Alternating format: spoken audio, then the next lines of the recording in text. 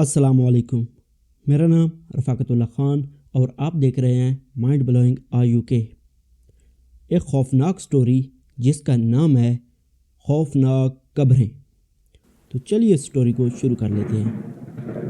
کہتے ہیں کہ انسان جس جگہ ایک بار جاتا ہے زندگی میں دوسری بار اسی جگہ ضرور جاتا ہے، اور مجھے اس بات پر اس دن یقین آیا جب 16 سال بعد مجھے اپنے پرانے محلے میں جانا پڑا۔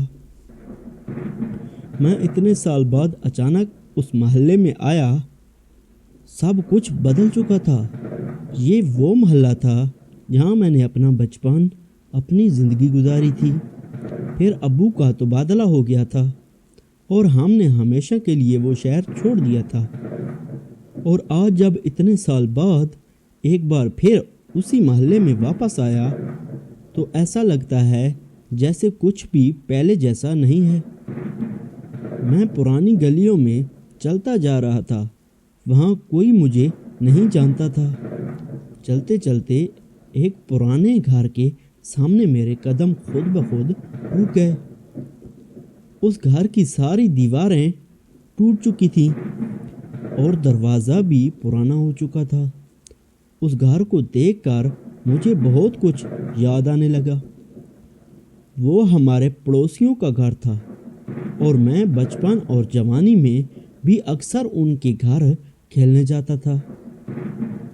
سچ پوچھیں تو یہ کھیلنا صرف ایک بہانہ تھا۔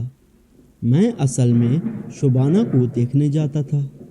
شبانہ بہت خوبصورت اور میری سب سے اچھی دوست تھی۔ دوست وہ صرف بچپن تک تھی۔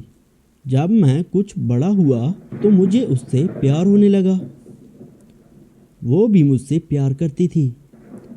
پھر ہم لوگ ہمیشہ کے لیے یہ محلہ چھوڑ کر چلے گئے تھے، اور شبانہ یہی رہ گئی تھی۔ شبانہ کی ایک بہت اچھی دادی بھی تھی جو مجھے بیٹے کی طرح پیار کرتی تھی، اور میں بھی انہیں اپنی سگی دادی کی طرح سمجھتا تھا۔ مگر اب تو کچھ بھی نہیں رہا تھا۔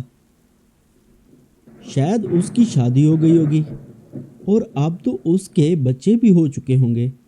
اتنے سال جو گزر چکے تھے، اور اس کی دادی تو اب یقیناً فوت ہو چکی ہوں گی۔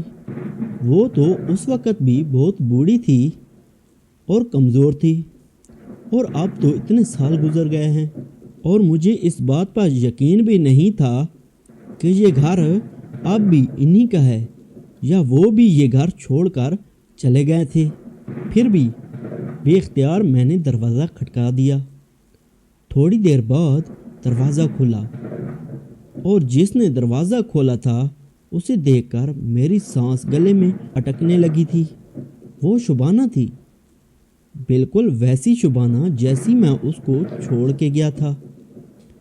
وہ بالکل نہیں بدلی، نہ اس کا چہرہ، نہ رنگ، اور نہ ہی اس پر وقت گزرنے کا کوئی اثر ہوا تھا۔ وہ ابھی بھی ویسی ہی خوبصورت اور جوان تھی۔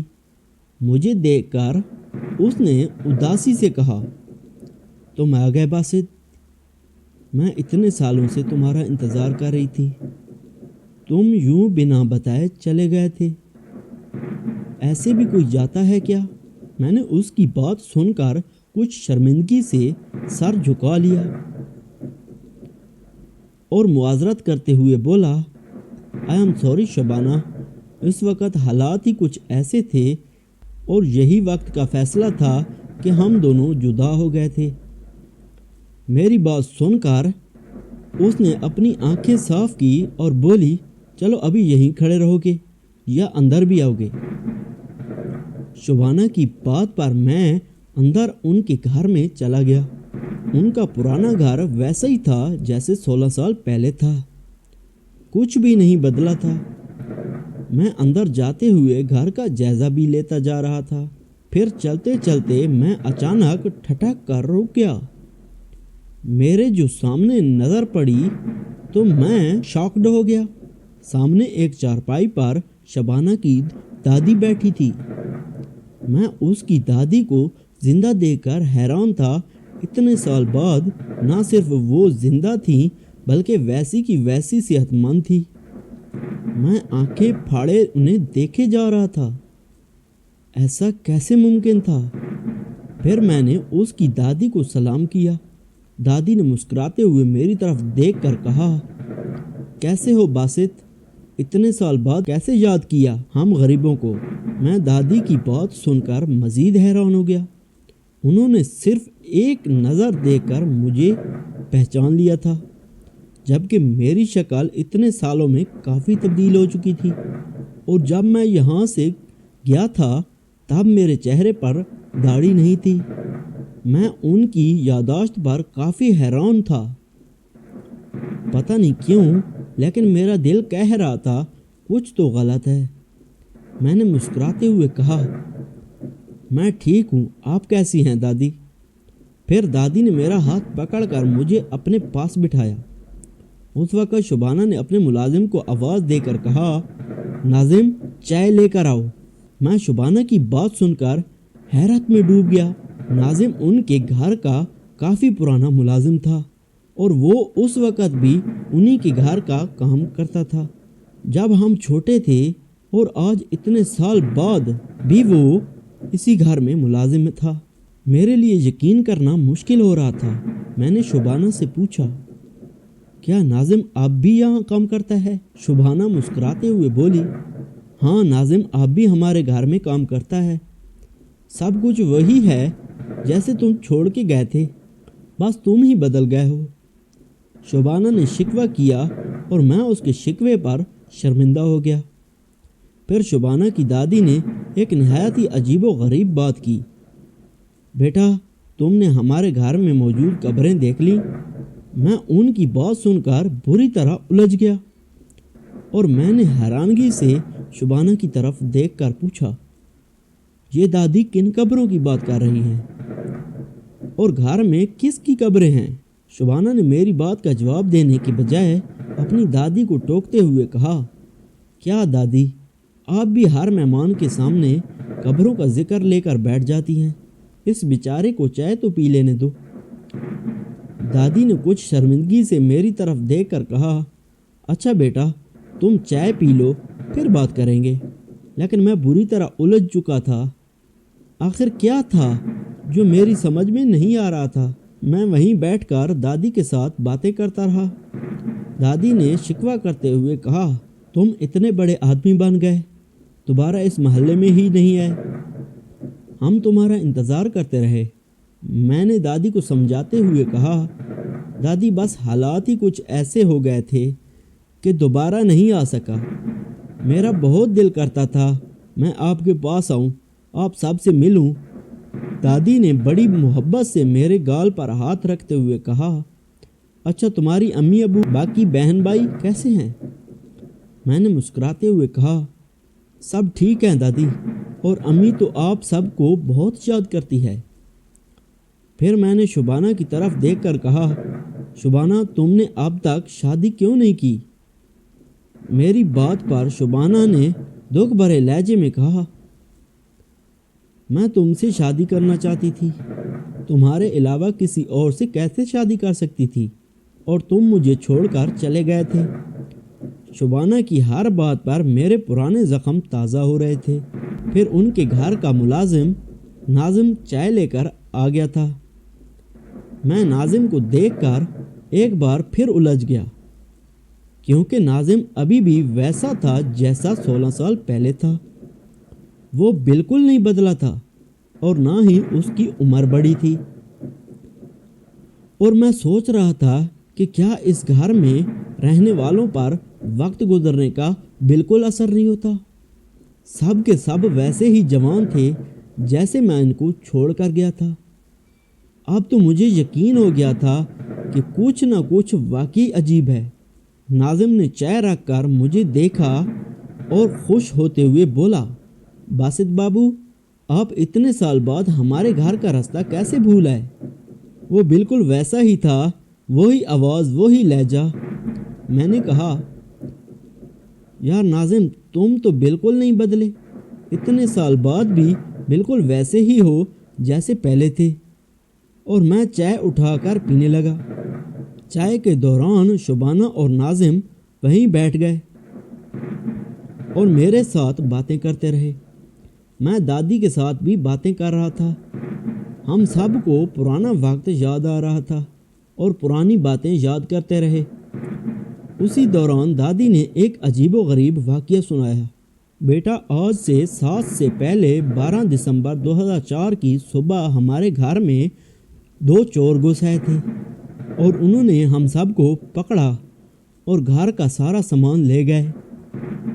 پھر ان چوروں نے ہم تینوں کو رسیوں سے باندھ دیا تھا اور پھر بندوق نکال کر ہم تینوں کی طرف بڑھے۔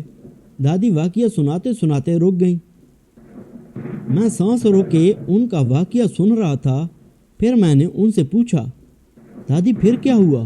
ان چوروں نے کیسے چھوڑا تھا آپ کو؟ میری بات سن کر دادی نے اداسی سے اپنا دوپٹہ سر پر لیا اور بولی، پتہ نہیں بیٹا آگے کیا ہوا تھا، مجھے کچھ خاص یاد نہیں۔ اب بوڑھی ہو چکی ہوں، یادداشت بھی کمزور ہے۔ میں نے مسکرانے کی ناکام کوشش کی۔ کچھ دیر تک میں ان سے باتیں کرتا رہا۔ پھر چائے پی کر میں جانے کے لیے کھڑا ہوا۔ دادی، شبانہ اور ناظم بھی کھڑے ہوئے۔ پھر میں نے دادی اور شبانہ سے کہا، چلو اس وقت چلتا ہوں میں، اگر زندگی رہی تو پھر ملیں گے۔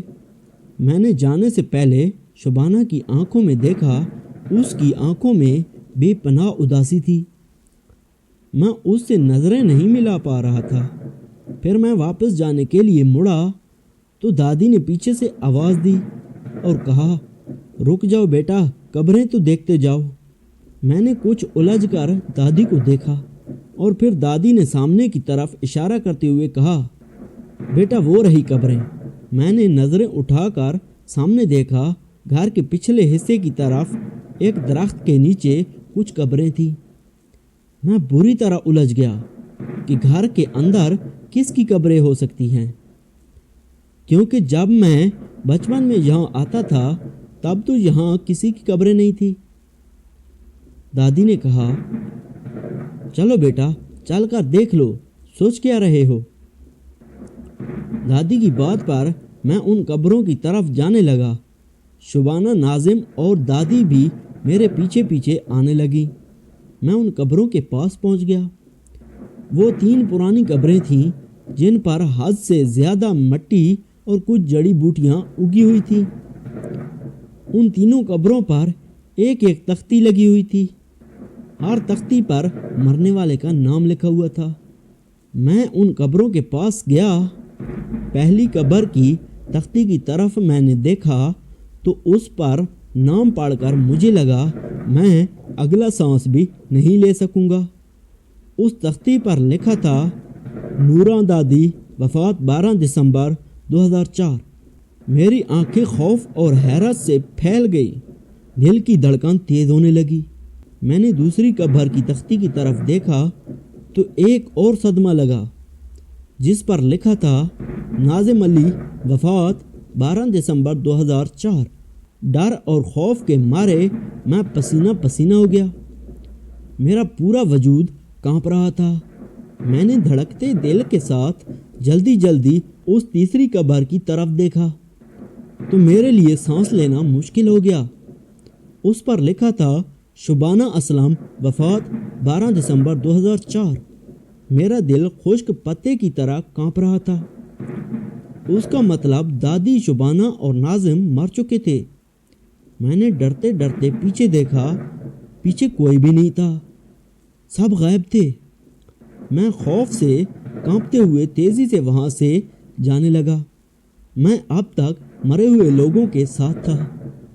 یہ سوچ کر ہی میرا وجود کانپنے لگا۔ شبانہ، دادی اور ناظم مر چکے تھے اور 12 دسمبر 2004 کے دن جب وہ چور ان کے گھر آئے تھے تو ان چوروں نے شبانہ، دادی اور ناظم کو مار دیا تھا۔ میرا دل بہت اداس اور خوف زدہ تھا۔ میں بھاگتا ہوا اس پرانے خوفناک گھر سے باہر نکل گیا اور اس دن کے بعد دوبارہ کبھی اس محلے میں نہیں گیا۔ تو یہ کہانی یہیں تک تھی۔ اگر آپ لوگوں کو یہ کہانی پسند آئی ہے تو پلیز اس چینل کو سبسکرائب کریں اور ویڈیو کو لائک شیئر کریں۔ مجھے دیجیے اجازت۔ اللہ حافظ۔